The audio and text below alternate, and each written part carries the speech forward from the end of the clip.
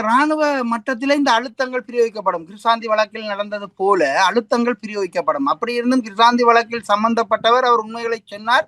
ஆனாலும் அவரால் சொல்லப்பட்ட உண்மைகளுக்கான நடவடிக்கைகள் எடுக்கப்பட்டதா அல்லது அவர் குற்றஞ்சாட்டிய பொறுப்பான அதிகாரிகள் மீது நடவடிக்கை எடுக்கப்பட்டதாண்டா இல்ல இன்று வரைக்கும். அதே போலத்தான் அவர் குற்றஞ்சாட்டிய ராணுவ அதிகாரிக்கு 2018ஆம் ஆண்டு நல்லாட்சி அரசிலே பிரிகேடியர் பதவி உயர்வு வழங்கியது. நிச்சயமாக அவர்களுக்கு அது மாத்திரமல்ல, முள்ளிவாய்க்காலில் தமிழ் மக்கள் 1 லட்சம் தமிழ் மக்களை கொன்றொழித்த தளபதிக்கு ஃபீல்ட் மார்ஷல் பட்டம் வழங்குவதற்கும் இந்த எதிர்கட்சியாக இருந்தவர்கள் அனுசரணை வழங்கினார்கள். ஒரு எதிர்கட்சி எதிர்த்திருந்தால் அன்றைய காலத்தில் ஃபீல்ட் மார்ஷல் பட்டம் வழங்கி இருக்க முடியாது. ஒரு எதிர்கட்சியாக இருந்தார் சஜித் பிரேமதாசாவுடன் இவர்கள் கூட்டு சேர்ந்திருந்தார்கள். எங்களுடைய தமிழ் தரப்பினரும் கூட்டு சேர்ந்திருந்தார்கள். இவர்கள் எதிர்த்தரப்பில் இருந்து கொண்டு, அதாவது ஆளுங்கட்சிக்கு எதிராக இவர்கள் எதிர்த்தரப்பில் இருந்து கொண்டு அந்த போராட்டத்தை நடத்தி இருந்தால் வழங்கி இருக்க முடியாது.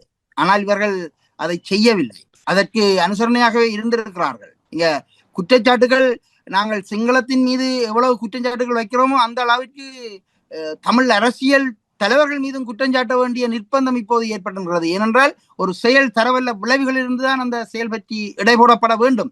ஆகவே இங்க நாங்கள் எங்கள் தரப்பை மிக கவனமாகவும் நாங்கள் கவனமாக இல்லாவிட்டால் நாங்களும் அந்த குற்றத்துக்கு உள்ளாவோம். அதாவது கட்டமைக்கப்பட்ட இனப்படுகொலையில தமிழ் தலைவர்கள் பங்குதாரர்களாக இருந்திருக்கிறார்கள் என்பதை நாங்கள் பகிரங்கமாக சொல்ல வேண்டும். ஏனென்றால் தாயக பறிப்பு ஆரம்பிக்கப்பட்ட போது, அதாவது கிழக்கு மாகாணத்திலே அதாவது பட்டிப்பிளையாறு கல்லோயாக மாற்றப்பட்டு குடியேற்றம் செய்யப்பட்ட போது அந்த அமைச்சரவையில் இருந்தவரும் நேரடியாக நின்று வழிநடத்தியவர்களும் தமிழ் தலைவர்கள் இருக்கிறார்கள். அப்ப அவர்களும் அந்த குற்றத்துக்கு உள்ளானவர்கள்.